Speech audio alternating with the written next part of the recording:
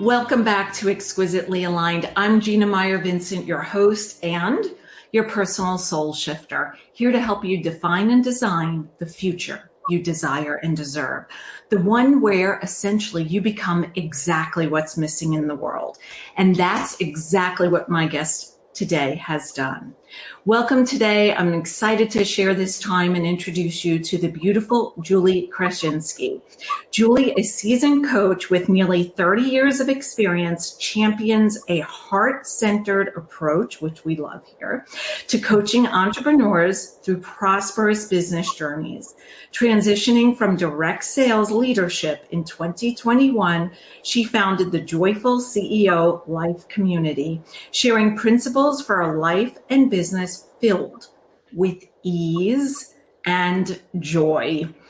As Executive Managing Director of the Calabasas chapter of eWomen Network, she empowers women through events and collaboration. She enjoys Pilates, daily walks, and quality time with loved ones, including being glammy to 4 great grandchildren. Well, I don't mean great grandchildren, 4 wonderful, adorable grandchildren. So welcome, Julie. How are you today? Thank you. I'm amazing. It's Tuesday. It feels like it's Friday. Yes, I know that. I was saying to someone the other day that 2020 was way too slow for me as a New Yorker by birth. But now I almost feel like I'm on like a treadmill that I need to keep hitting slower, please. So I am excited to chat with you today. I know we have so many things we can talk about. But one of the first things I'd like to talk about is I know years ago, I overheard you say recently that there was a time where you were looking for internal guidance. And that is something that I love because it's part of being exquisitely aligned, is when we're able to stop crowdsourcing our confidence and really get the answers from within, because I feel like that's where we get real crystal clear clarity and able to move forward. So if you don't mind, share a little bit or a lot of it of that story and how it unfolded for you personally. Okay, thank you. I think when we met, we were just chatting and I came up. I don't remember how, but I don't either. But way back in the day, I started my Mary Kay business, and I had stayed home after being in corporate America for many years to start a family. And I started a Mary Kay business, not really knowing what I was doing, having a business, right? And so several years into it, I think it was almost like close to 2001. There was a prayer going around the Mary Kay world. It was called the Prayer of Jabez. And it was to ask God to enlarge your territory. I had it on my computer terminal back then, and I just was saying it every day and every day. And so my husband at the time came home and said, hey, I got a job opportunity to move to California. Now, we lived in New York.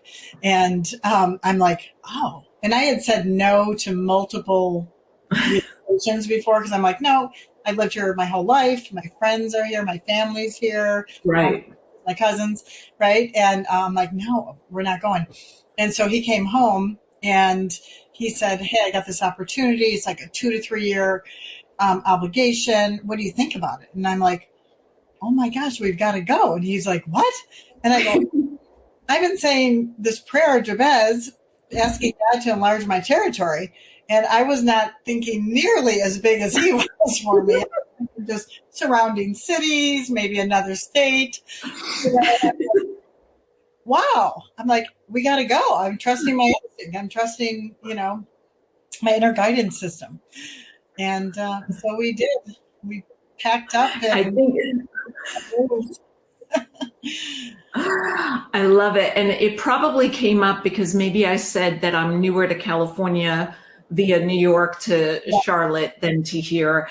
And what I have to say is, I believe, being a New Yorker myself, that oftentimes when we're born in New York, we believe we're a New Yorker forever, and you just don't leave. I would always say that phone book, my old fashioned handwritten now phone book, I could have written in Sharpie the address and phone number because people didn't really move, not nearly as often as like when I got to Charlotte and found out just how transient an area that is. And that I met I befriended two people who were true charlatans, and my husband worked with two. So between the two of us, we knew four charlatans. Everyone else was from somewhere else and constant moving. So that may have been how we started. And I think that, yeah, there are times where we, are hopeful or prayerful or meditating or all of the above, right? Using all the different channels, maybe, of asking for something. And I love the fact, Julie, that you were able to listen to that, even when it came in a different way, shape, and form. Here it came from your husband's voice to, oh, how about totally 3-hour time change, total different, as one of my friends calls it, the left coast versus the right coast. And that is so exciting. So was your husband quickly on board with you, or was he like, oh, wait, hold on. Okay, hold, Oh, yeah. No, he was always up for because it was a promotion for him. So he was always. We had two our kids were 6 and 8. And I thought, well, if we're going to go anywhere, why don't we now while they're young, and we'll come back in 3 years. Yeah. What happened was they put us up at a beautiful, the Westlake Village Inn, if you've ever been there, out here in Westlake Village. And it's just beautiful. Cascading flowers off the balcony. We had a fireplace that was on both sides in the bedroom and the sitting room, and I'm like, oh my goodness. I'm like, so I could live where I would normally vacation. Like, that's a great point, right? Like, wow, everyday vacation. And do you still feel that way? Because you're still here in California, for those listeners who don't know. 23 years later, we stayed. Yeah. I love it. Yeah, I definitely love it. There's things now, as we've progressed and things are different in the world and in the country. It's a little bit different to live here now, but it's hard to leave the weather. Yes. That's the hard part. I lived in Buffalo, New York, so you can imagine the snow and all that. So, yeah. Yes. And I grew up on Long Island and then went to school and worked in Manhattan afterwards. And I do not miss it. I can't even fathom what Buffalo was like in the winter. Yes. I only know stories of, the underground caves or whatever, tunnels that you could take if you were in college so that you could walk outside of, away from being in the snow and the wind and all the weather. But I agree with you wholeheartedly. And I don't know about you, Julie, but for me personally, I tell people I'm solar powered, that I have a solar panel on the top of my head. I think my husband does too, because he gets crabby sooner than I do when we have cloudy days, the May gray, which luckily today it was beautiful sunshine all day and yesterday as well. But so tell me, leaving New York, at that point and getting here to California, which I think, there are differences, East Coast, West Coast, West Coast to East Coast, however you want to speak about it, Midwest. And I think it takes a lot of flexibility to expand and open and be open to new things and different ways of maybe experiencing things. I mean, we're in the same country, but sometimes it feels like a different country. Yes. Yeah. I mean, we were very blessed because we leased a house that we ended up buying. Our neighbors were amazing. They were Persian and still are, but they were lovely, and they really introduced us to different cultures and their delicious food. And they were just so kind, and our children were the same age. It was just really, we couldn't have worked out any better. Like, that was a perfect gift. So I just kind of knew that, when I listened to my internal guidance system. I call it my GPS, my genius power system. I love it. It's always right, and it leads me down a path that I would never have gone on my own accord, right? So, yeah, looking back, and I was just talking about this recently too. It's like you look at everything that transpired, and you could never have imagined it. Good, right? Yeah, I love that. And I wrote down genius power system. Because it's so true. And I think that we live in a world that's begging us to conform. And there's this constant clamoring, or what I call social noise, and that we should check off the boxes and do and be these certain things. We're asked to play by the rules and pick up these roles, mother, wife, whatever, entrepreneur, and so forth. And it doesn't always have to be that tiny. It doesn't have to be a tiny box. So I love everything you've said. Tell us, how did your territory, I mean, I can only fathom how it expanded, but what did that look like, and how did it, I'm guessing it was a bit magnetic. Yeah, and remember, so that was 23 years ago, no Facebook, no social media, right? We did, I think it was called freeconferencecall.com to stay in touch with my team and my customers. No ordering online, none of that stuff. So it was. I forgot about that. I'm now realizing. Thank you, Julie, for letting me realize just how old I am. I forgot. I mean, totally forgot. But it's so. Yeah, times were so different. Only 23 years ago. And so, we made it work that way. And I just made sure my kids were in grade school. That was grade school. And so I got involved right away with the school, got to meet the moms. I joined members. I did, all that kind of stuff just to become familiar with everybody and just get out there and meet people. And I think it's best, like, what you don't know, you don't know. And so I was just like, people would go like, do you work? Because you're always, dressed up nice, and you're always at the school, and you pick up your kids and drop them off, and you're room mom, and you're involved. And I had a car that said Mary Kay on it, and they're like, what is that? And, oh, really? Yeah. So what had happened, like in a year, I don't know if you familiar with the Mary Kay, but once you get to a certain level, you earn a pink Cadillac. And I was a brand new director. I was just a director for a year. So I had a car as a consultant. I earned my first car in 1998 as a beauty consultant because you could. And my husband at the time said, I need a new car. And I know you're just playing with that business, but can you get serious and get a new car? And I'm like, oh boy, I got to actually work now? I was having fun. Right? So I earned my car as a consultant, and then I was earning my second car when we arrived in California. I had just become a director, promoted myself to director. And within a year, we earned our pink Cadillac. That's how I got to enlarge my territory, because I got to keep everything I built and add here to, in California. That's fabulous. So was Mary Kay not as well known in California as it was like where I grew up in New York? It was, I feel like I grew up knowing it. Right. Yeah. Because it's been around like 63 years, 64. No, plus you have to understand, it was like the land of the, ooh, is that good? Because it's not very expensive. So I had to overcome all those, isn't that for old ladies, blah, blah, blah. And so, basically some of the moms ended up joining my team because after they would, well, I want to do what you do. Right. And who doesn't want to stay home and play with makeup? Well, and you're smiling, you're being rewarded fairly, you're being promoted.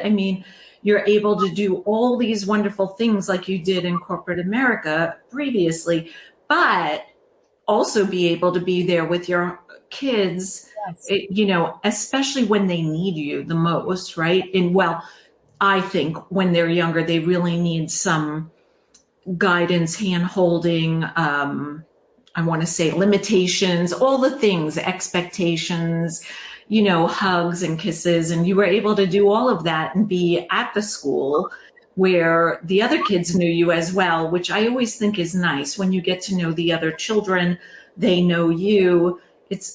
I don't know. I just think it warms my heart when you're able to do that. Plus, be there for your husband and show him, here are the keys, right? Yeah, well, that was an interesting time. What actually transpired during that time was I actually were going through a rough spot in my marriage because I don't know what was going on, but I feel that he was going through something. I don't know what, depression or whatever, but never really let me know about it. And so we ended up, I ended up going through a divorce during that time.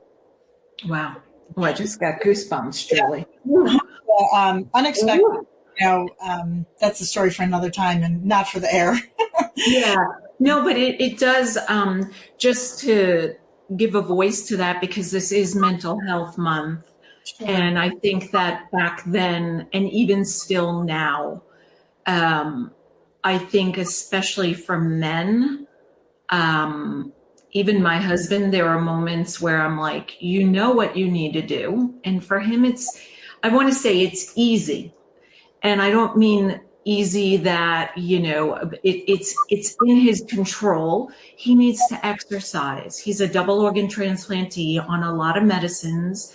And if he's at his desk too long, just like me as well, it's not healthy.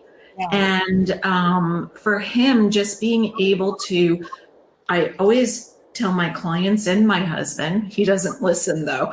I guess I need to charge him. Maybe then he'll start paying attention, send him an invoice, and then maybe he'll do the work, right? But I always say, just put it on your phone, build it into your schedule. I have this meeting, that meeting, I'm working at my desk, and I'm going to the gym at whatever hour that is, and book it out 3 weeks, and then add flexibility. But for him, he knows, because he's proven it to himself. I told him, and now he's proven it, that getting away from our desk is just so, and I read, you said Pilates for you, walking, I love both. We need to have that balance. So let's go into that, because that's a perfect lead in, because that was one thing I had written I wanted to speak with you. But yes, we could talk for days. I know that you work with a lot of women. Should I say a lot of women, or women and men equal? Mostly women. Yeah. And I had written myself a note about them being in the hustle and maybe feeling possibly overwhelmed, stretched thin, finding balance. And that's one of the things I love as a retired or maybe always yoga instructor, is balance on the mat and then balance off the mat. Because when my husband gets in balance by not getting to the club to work out, it's not fun to be around him, I'll be honest. It takes a lot for me doing a lot of yoga breathing, like, okay. Yeah. So interesting. There was a nice segue when you were talking about him putting reminders on his phone. And one of the things, one of the first things I do when I start working with somebody is to have them incorporate what I call joy breaks. Yes. To their day. And is setting a timer, putting it as an appointment. Like, they are required to put it in the date book when they're going to go take a joy break. Yeah. And, I go to Pilates in the morning, come home, get to work, whatever. But I always run out. Like, I had 20 minutes. So I ran down to the park, and walked around the park for 20 minutes. That's my break, being out in nature. Yes. I go, just every day, mostly, unless it's really not great weather for some reason, pouring rain, but I'm done with that now. But that's one of the things, because they are in the hustle and they're used to, especially if you're coming from corporate America. And I remember that. It's like, you think like you have to be at your desk from 9 to 5. Oh, or 8 to 6 or 7. Yes. And then go back in your office at night because you're never done. Right. actually you are more successful and more productive the less you work. Yes. I mean, and it's the same with our children at the desk too. I mean, it's so oftentimes I ask clients to use a Pomodoro timer where it goes off every hour, whether Yes. that be get up, go get a glass of water. I like to sit outside like you. I like to be outside. I call them not joy breaks, but mini vacations. And you alluded to it earlier when you were talking about being in California. I was like, oh, I live where people vacation. And so for me, now that I have followed you from North New York to, well, via North Carolina to California, I always say, it's so lovely to take a hot cup of tea and sit in the yard. I watch the birds. It's very peaceful where I am. I meditate out there. I mean, my yard is like my sanctuary. I'm out there several times. One of my sweet puppies passed away on Thanksgiving morning, but Cleopatra was like clockwork. Oh. She would, if I was at my desk too long, she would talk to me, make me get up. Yes, make me get up. And I'd go look at her bowl and she'd still have food, still have water. And then she'd walk past the bowl and take me to the yard. Like, you haven't been outside. It's time for us to. So it was very funny. It was very sweet. I miss her dearly, but we need those reminders. And even if we don't, so I love the joy breaks and whatever that might be, whether it be a meditation, a book, or like you said, go down to the park, walk the dog, anything. Get up and dance for a few minutes. Yes. The music. Yeah. Yes. And they have proven, now I can't remember the article, but a study was done that instead of going to the gym and working out for, let's say, an hour, it is healthier and more beneficial and burns more calories and is better for your heart, cardio, and lungs if you take short breaks every hour, like the Pomodoro timer, where you do 5-10 minutes of whatever that might be, a power walk to your mailbox, or to a neighbor's house and so forth. So I thought that was fascinating as well, because oftentimes we say, oh, I don't have that whole hour. But yeah, if you make it 10 minutes, then it seems to be like, oh, that was fun. I could do that again, jump rope or whatever. I mean, all within reason, right? If you're in a dress and heels, you're not going to be jumping rope, but finding something. So how else? Go ahead, Julie. I was going to say, one of my very first clients when I started privately coaching, when I retired from my Mary Kay in 2021, she would say, I really should stretch because she had shoulder issues and whatever. And she said, I don't have time. And then I said to her, what is one thing that you do every day like clockwork? And she was, make my coffee. And she had her mug, Yeah. And I said, how about if when you put the coffee maker on, you go stretch? And she's like, duh, why didn't I think of that? And these things are so simple. Sometimes I think what the problem is we're so close to it that it takes someone like you with your beautiful smile and voice to come and see it from the outside. Like, yeah, you have it. I don't drink coffee, but my teapot takes a little bit to boil. And during that time, you really can do whatever it is, lift a few dumbbells. Like when I was doing physical therapy after my shoulder replacement, that's when I did some of my, lifting the weights, because I couldn't. I was in so much pain that I couldn't do 30 minutes straight of exercise. So I would take these mini, like your joy breaks, mini exercise, PT breaks. Yeah. And I think when we can start realizing it doesn't have to be a chore, it could be enjoyable, you know what I mean? It really makes sense. And so how did you, I skipped ahead, didn't I? How did you make that transition, or what? I mean, I feel like the work you do is a calling. Mm-hmm. At least that's how I see it for myself. It's something I think I've done all my life. and now I get paid for it. So, but how did that come about for you? What was going on, or what was the catalyst, and how did it look and feel? Yeah. So similar to what happened when I started my Mary Kay business, because I was in corporate America and I had said no for 5 years to joining Mary Kay because I thought it was for older women. I'm not going to sell makeup. I'm going to schlep lipstick around. I'm corporate America, the whole thing. So I ended up saying, well, I had a good life. I mean, I had a nice house, new cars, friends, family, everything. And I thought there was something more. Like I wanted something more. I love being a mom, but I felt like, I was only in my early 30s. I wanted to keep working really. So that same type of thing happened. Fast forward 20 something years later. Mm-hmm. I was starting to get this feeling of, there's something else. There's something Yeah. else I'm called to do. And a lot of my friends were in direct sales, and I would not be coaching them, but I had a successful business. I ran exhibit tables. I always had success at like bridal fairs and all that. And people were like, well, Yeah. what are you doing and how are you doing it? And so I would share what I was doing. And then other people started reaching out to me. But in the model that I was in, I couldn't coach for money my arena or other people. So Wow. Okay.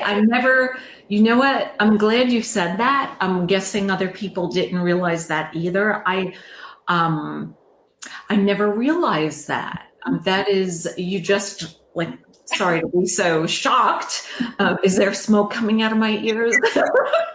um, I, I guess it makes sense, but at the same time, yeah, it's a little sad for me to hear. I guess I would put it that way. well, I understood. I mean, that's the company's model, and I respected it for as long, for a very long time. I had earned like 14 cars, So I will tell you, when I stepped away, it was like that gut thing, and I still have on my whiteboard right there on my wall, Yeah. reminder, because it's been up there for 3 or 4 years, that my mentor and coach I was working with at the time told me, what if the bigger risk was staying? Oh, definitely. Taking Yeah. a leap of faith. And Yeah. I kept getting this tugging and tugging, and I wrote down there, she's like, what if you just show up, it with sheer joy and love every day? And, and I turned in my car, my last car. I retired from directorship. Mhm. And, it was a little scary because Yeah. and there were times I was going to like, well, I could always go back. I could Yeah. always go back, right? But you had to I had to burn my ship, burn my ships, burn my boats, and go, I know I'm going all in. And when you're guided you don't have to know the whole Right. plan, right? And that's why people don't take the first step, because they want to know, well, what's the end result? Right. I didn't know the end result. I had no idea. I've been coaching Mary Kay consultants for all those years. Right. And so now I'm in this arena with entrepreneurs, still feeling like I was coaching them and helping them, how to connect with people. Oh, bless you. Thank you. Sorry. How to have a successful experience in our network, in our community that we're in, the whole thing. And it's like still coaching, right? Yes. But more guiding. I feel like it's coaching. So I'm like guiding and, so I just said to a couple people, I'm creating this thing. I don't even know what it's called. I started calling it we just need to be more joyful. So the Joyful CEO Life. And I had just said, I'm going to like beta test, like doing a group program. And I told a couple of people, and they're like, I'm in, and they actually paid me. I'm like, this is how I'm charging, whatever. And my very first client is still with me after 2.5 years. See? And I wrote a couple of notes. I love all of what you just said, because I think that there are times in our lives that opportunities, maybe someone says something, or you're feeling a calling, or feel that maybe this isn't 100% in alignment. I'm going to say just from my end, I'm not speaking about you personally, but that we have these times. And I think when there is a moment where it's like a 50-50 scale of being intimidated and intrigued by the possibilities of what could be, like your coach was alluding to. And I think that I always was a planner. I was a department store buyer in Manhattan, and I needed to buy 9 to 12 months out, and I had a budget, and I needed to know what it was going to look like, la, la, la. And so I took that training and that experience of work like into everything I was doing. And it doesn't necessarily work, right? Because then it becomes very limiting of what could be. You're not leaving room in your, what I like to say, those mini vacations for me, for my clients in their calendar, is opportunities for a possibility of you calling me and saying, hey, I'm in town. Oh, hey, good, come on over. I happen to have, I don't know, whatever you like to drink and some food, and we can nibble and sit in the yard, whatever that, or go for a walk. But I think that if we're very rigid and trying to make sure everything is quote unquote safe, Yeah. It keeps us very small. 2 S words that I think, safe being in the car wearing your seatbelt, yes. Yeah. Other things, no, right? There's Yeah, exactly. You were just saying something. It just reminded me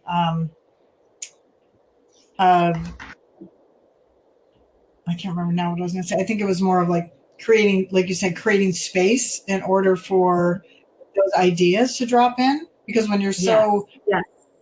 I say B word, a dirty 4-letter B word, when everybody says, I'm so busy, I think it's like the badge of honor.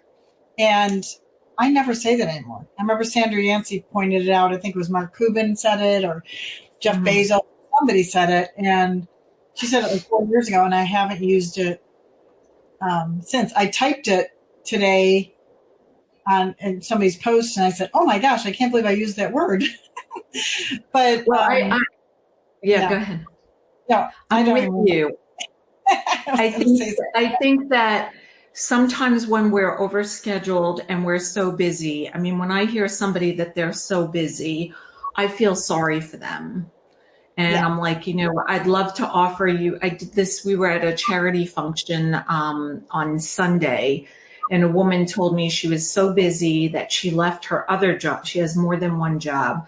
She left her other job and got dressed in the car to come to this beautiful charity event where the tickets for the 2 of them was $700. So, it's not like she changed in the car to jump in the ocean because they happened to be on a vacation and the ocean was calling. You know what I mean? Then that's a little different. Okay, you ran in the restroom, changed, and you were like, oh my God, I never thought we were going to run up on this like really beautifully calm turquoise water beach. I need to dip my toes. That would be fine. But I said to her, let me know if and when you're ready to change that, because I can't imagine that could feel good. And I think sometimes maybe I oftentimes ask clients, what are we trying to hide from? Or what are we burying emotionally, possibly? Not everybody. Or why are we, I think how many kids do you have, Julie? Did you say 2? Mm-hmm. Yeah, I have 2. And whether you have 1 child or 6 children, sometimes I think we overschedule our kids and allow them to be overcommitted. This is just my opinion. I'm not saying anybody has to live by what I say, but what I've seen is that sometimes we have to say no. That's not going to work. You cannot be on XYZ. Yeah. No is a complete answer. It's a complete sentence. Right? Yeah. They're overcommitted. And I think, like you're saying, they don't know how to say no. They think, they're going to miss out on something, or they're going to upset somebody, that they have to say yes to everything, and then they end up saying no to themselves, so it is overwhelming. And I think, one of the things that I incorporated into the way I teach or guide people is taking that CEO, which is confusion, exhaustion, and overwhelm, creating more clarity, energy, and overflow. And it's really meant to struggle. But, it's, when people say, I'm so busy, even people that haven't coached with me, if they've been in my webinars or been in my space, they know now to say they're abundantly blessed. I go, the B word, we say abundantly blessed. Right. Yeah. And I think it's a mindset shift. It's a paradigm shift. It's making choices. I believe we have divine resources at our fingertips every day, all day. And it's time, money, and energy. Yeah. And then we get to kind of vote and make a decision, how are we going to spend our money? Where are we going to spend our energy? And if something doesn't align, I ask people to walk away. And you were alluding to it earlier. I've had some clients, and I meet lots of people who I get the impression that they don't want to upset the apple cart. So they say yes to everything, including every invitation the child gets or team they want to be on. And before you know it, they're spent emotionally, sometimes the checkbook as well, and then I find they end up kind of resenting their situation, but it's like you have control. And if we start, like you said, no is a complete sentence. You don't have to give a reason. I always told the kids, no, because I said so. It's like, that's the reason. No, because you live in my house and I make the rules. No, because you're living under my, on my dime. No, because I'm paying for your education. You pick which one you would like. Whatever choice you like today, I'll repeat it, So. Yeah, I agree. And I love the CEO analogy, because I think that it is possible to live as you had explained and to experience life. And yeah, sometimes things happen, like when my husband needed a kidney and liver transplant. Life was bizarre. I'll just say that. It was a couple of years of just utter craziness, lack of sleep, lots of casseroles, and not knowing what day it is or where I was driving. But I think the other things, if we can control them, we also usually stay healthy, mind, body, spirit, soul, right?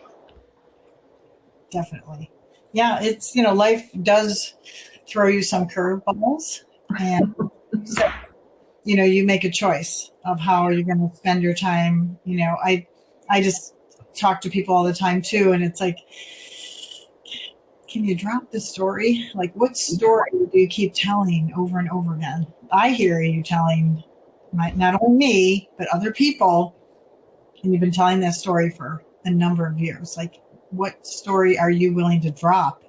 Yeah. Replace it with the story that you really would love, Right. And so let's talk a little bit more about that for somebody who may not understand, or maybe let's use like a simple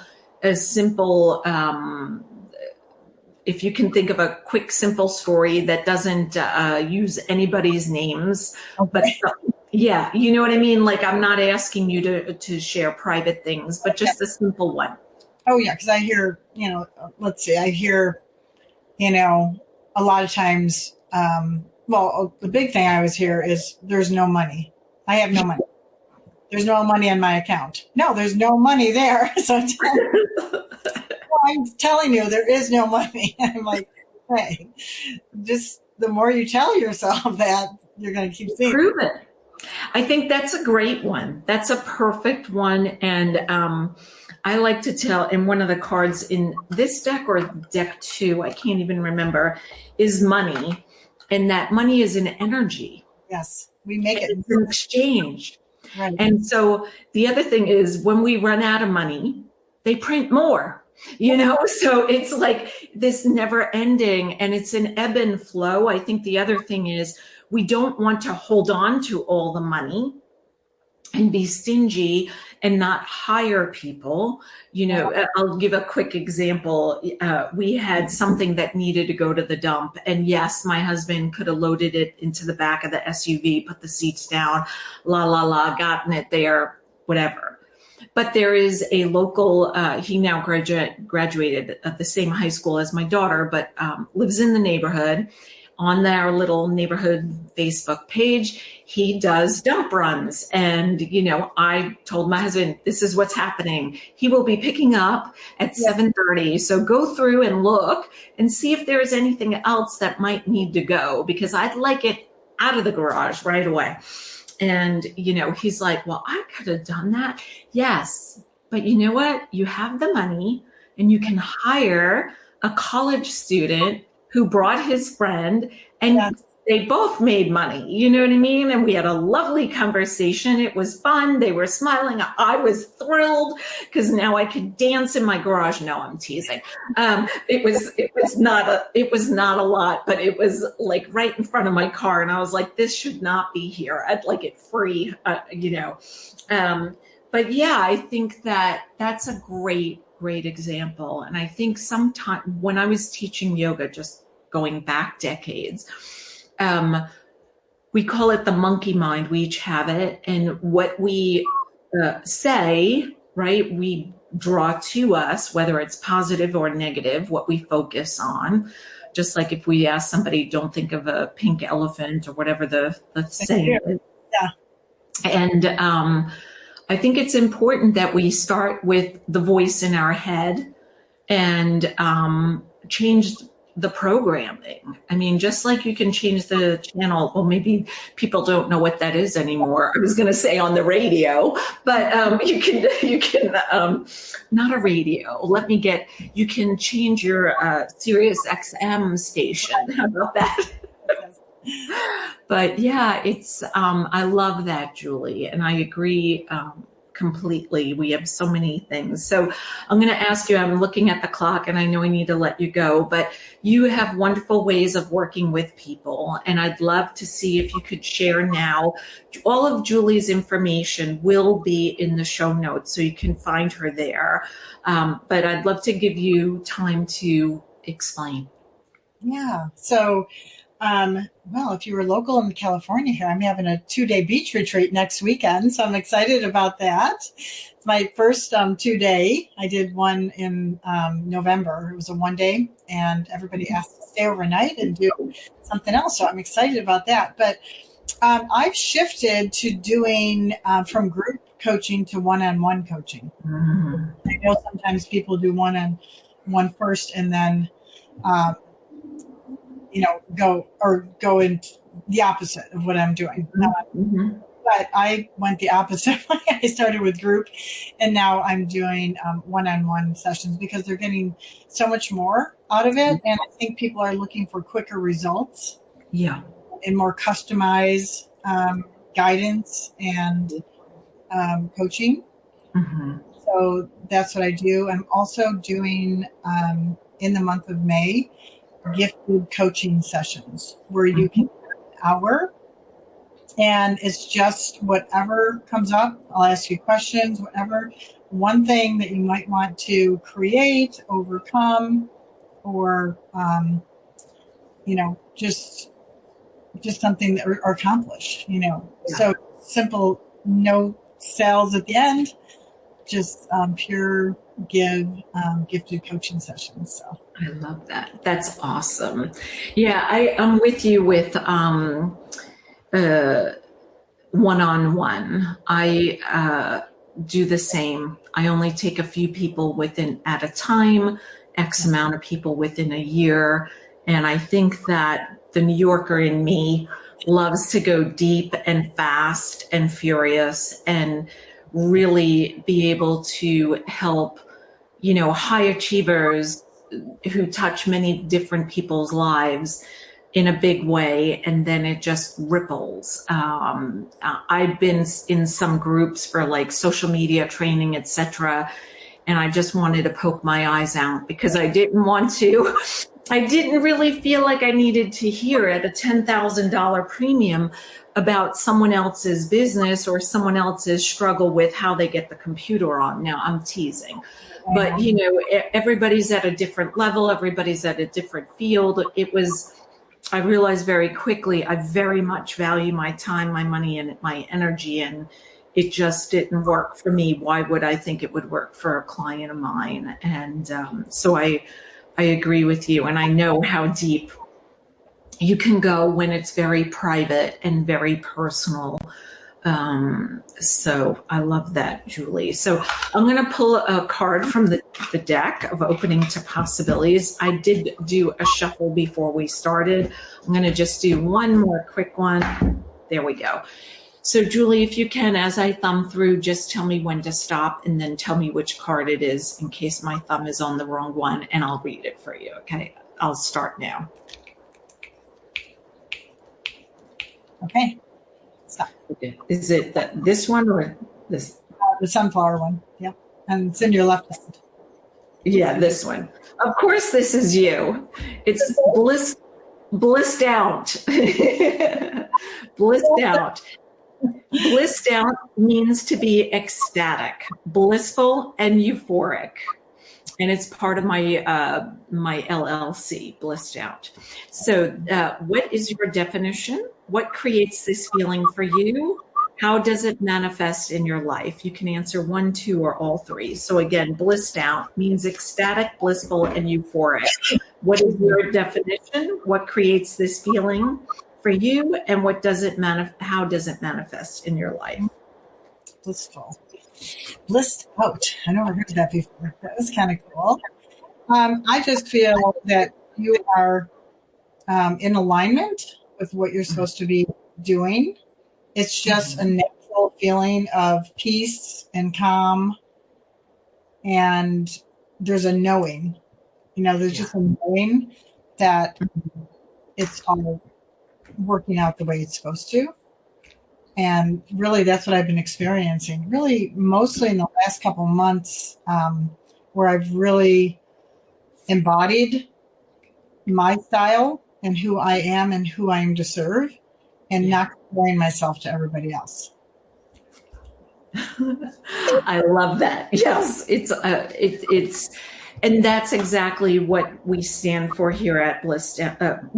The parent company is Blissed Out, Fit and Feisty, which I started in 2017, which actually is the brand label for Opening to Possibilities, but at Exquisitely Aligned, because when you do align with and listen to that inner knowing and ask those questions and wait for the guidance, like you so beautifully did more than once that you shared with us, and I'm sure you have plenty of stories. It just unfolds, and I feel like you become magnetic. And if you're listening on Apple, you can't see Julie. I would definitely recommend you click the link so you could see her beautiful smile and her eyes sparkle. And I think that's what happens. You glow from the inside out. And so Julie, thank you so much. You're just delightful. Thank you for sharing your stories so transparently and candidly. And most importantly, thank you for doing the work you do, because now with this age of Aquarius, it's just the ideal time and people need you. And so thank you for that. Thank you so much. So kind. And it was so lovely being with you and getting to know you a little bit better as well. So thank you so much for having me. I appreciate it. Yes, you're welcome. And you'll need to come visit me in Orange County. So yes, please. So if you're at a point where you're looking to be empowered and feel that transformation where you can live the way Julie was explaining, please reach out. My information will be in the show notes as well. Love to connect with you. If you're listening in on Apple, please leave us a review. on YouTube, please leave us a comment. Can't wait to hear. And those of you joining us on television, thank you very much. Till next time, be exquisite.